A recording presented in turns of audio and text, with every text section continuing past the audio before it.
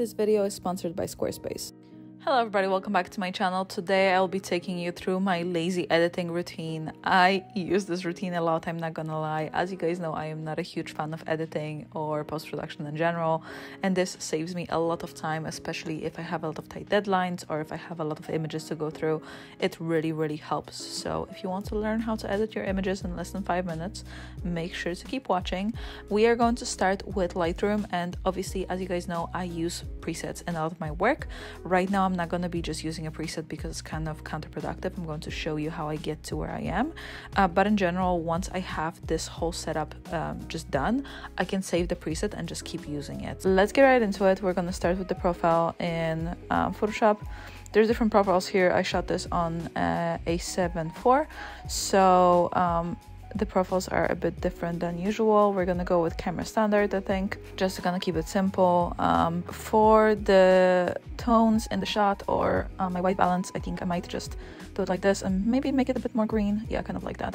To be honest, it kind of looks nice already. But we're going to up the exposure a little bit. A solid bit actually, and then I'm going to bring the highlights and the whites down a little bit, just because I don't want the whites on her shirt to be overexposed. And as you see here, we get a nice neutral image. It's kind of giving us HDR a little bit, but not really. We still have some depth in the blacks, which I like. Next we're going to go to the haze, and we might add a tiny bit more contrast in the color. As you see here, her neck is a bit darker than her face, but that's something that we're going to be addressing later in Photoshop most likely. Once we have that, we're kind of gonna work a little bit in the colors. There isn't that much to do here, to be honest. I don't think. I'm pretty happy with the skin tones and how everything is looking. We could probably desaturate her skin tones a little bit because they're a bit intense right now. And then we could either darken the skin tones a little bit. I think that looks kind of nice actually. But as you see, I'm not really changing the hue or saturation that much in general. Let's kind of stick around here, I think. And then we're going to see, as you see, the tables are yellow. I think we're going to keep them the way they are, maybe even make them a bit more on the greenish side. We can also boost up the saturation if we want to, or desaturate them. I kind of like them a bit more intense, I think. And then we can see if there's any reds, because all the time there's reds in our model's skin. As you can see here, there is a tiny bit here and there, in the shadows especially. So we can either make it stronger or desaturate it a little bit. I actually kind of like it close to where it was, maybe like that, maybe -9. And then saturation, we can keep it relatively neutral, maybe at +3.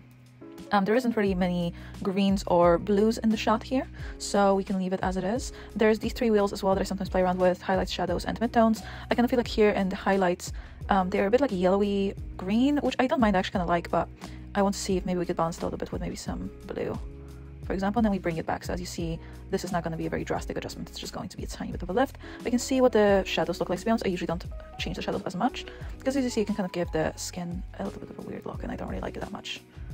But I think that looks pretty good. And then we're going to go into sharpening. We have a tiny bit of sharpening set up automatically. I'm just going to keep it this way. I think her eyes are pretty sharp already as they are.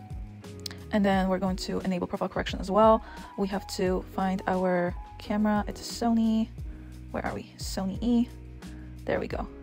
I don't think this was the lens I was using. I'm pretty sure I was using a 24-70, but I feel like it just doesn't have this profile, which is fine. I think we're okay with this profile here. Okay, and then sometimes if I feel spicy, I will play around with the calibration as well. I don't usually do it all the time, but I do it sometimes. I kind of like it here on maybe -2. I find that this tint is usually pretty strong, so you have to be very careful with how much you use it. And then the same with here. With the red, it affects the skin tones a lot. I kind of like it like this, maybe -5. And then in the green primary, I'm gonna go maybe -3 as well, -4. And then in the blue, this is where it makes a huge difference. We're gonna maybe go at -6-ish, maybe less.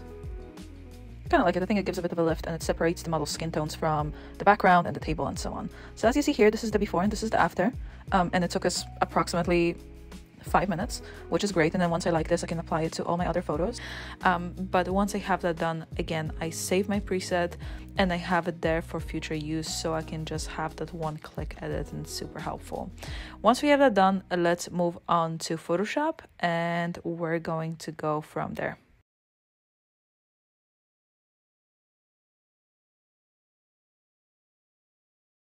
And now a word from my sponsor. Squarespace is an all-in platform that will help you make your dream website, portfolio, or an online shop become a reality. Squarespace has hundreds of beautiful templates, so you will definitely find something that suits you and your personal style. You can build a professional portfolio website in a matter of hours, and you will be able to customize it every step of the way, so it's so you that nobody can deny it's not. As we all know, social media presence is power, and with Squarespace, you'll be able to auto-post all your content to Twitter, Facebook, or Tumblr with proper tags and descriptions. Finally, Squarespace helps you with the marketing. They help you with SEO, as well as some plugins for Instagram stories and so on, as well as share buttons so your followers can give you some juicy shoutouts on their social media. If that sounds like something you'd like to try, make sure to go to squarespace.com for a free trial. And once you're ready to go, use my code squarespace.com/Anita to receive 10% off your first purchase. Okay, so once we have that, let's go straight into Photoshop, and we have this image here.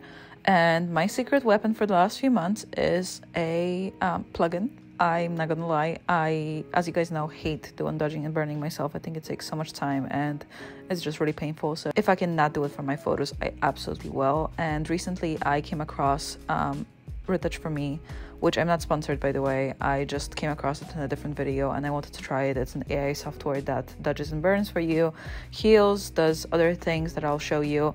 And I thought it was pretty interesting, so I asked them to try it and they were kind enough to send it to me.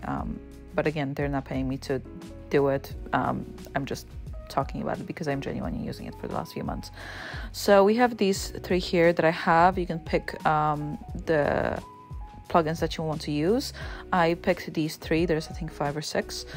They are around $100 each, which is not the least amount of money, but to be honest, I've been using a retoucher for the last while and it's been a lot of money in comparison, so I don't mind spending the once-off fee on that instead of having to pay a retoucher per image. So as you see here, it renders to my model to find her skin, and it does all the dodging and burning. And as you see here, this is the result. You see here she had like little things on her knees and they're pretty much gone.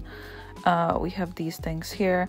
Obviously the software is not perfect. As you can see here, we have a tiny bit of like redness still on her, but in general it saves me a lot of work.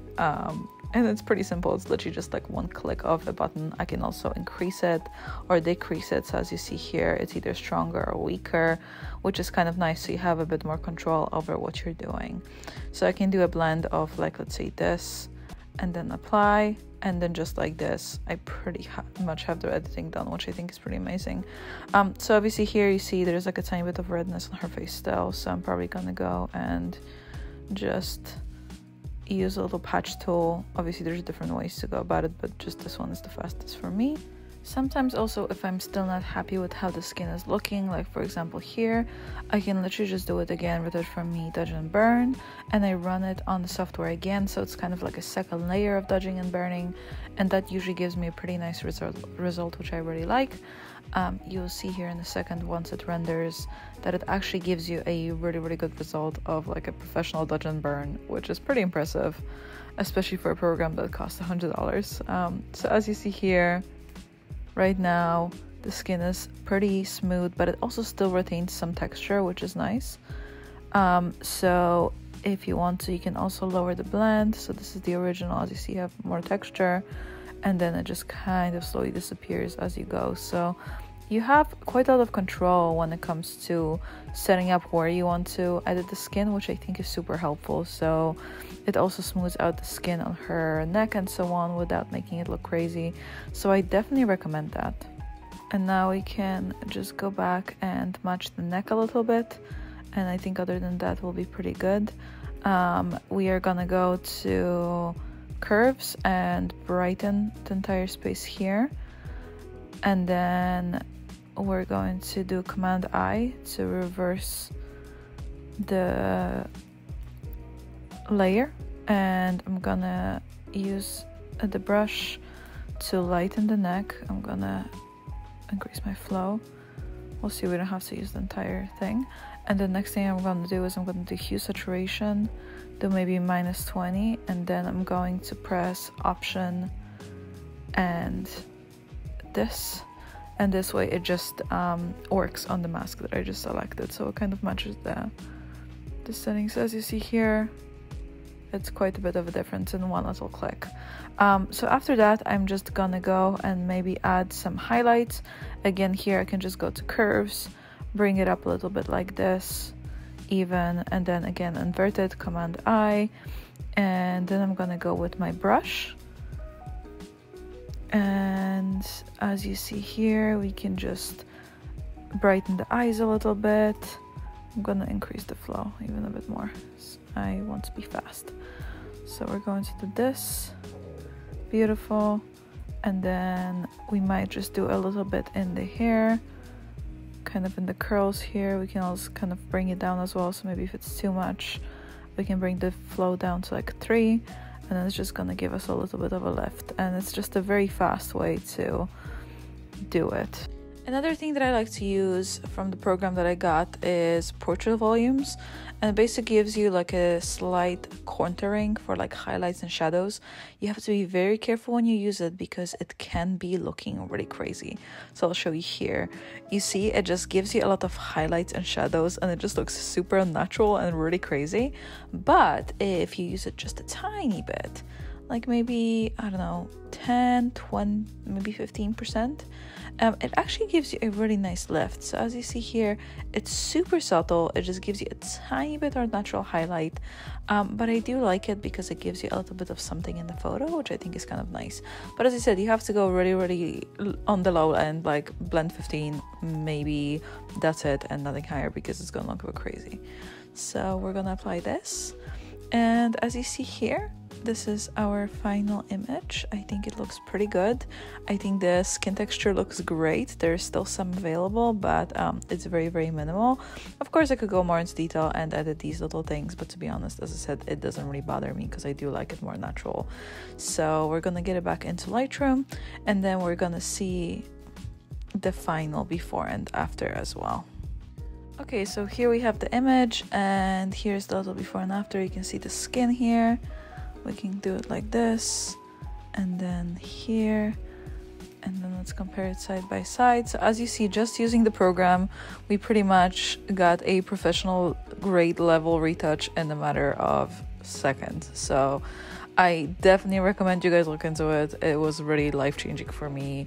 I started doing my own work again. I stopped using retouchers, and it's been great. So if you want to check it out, I'll have a link in the description below. I think they will give you a little bit of a discount if you use my code.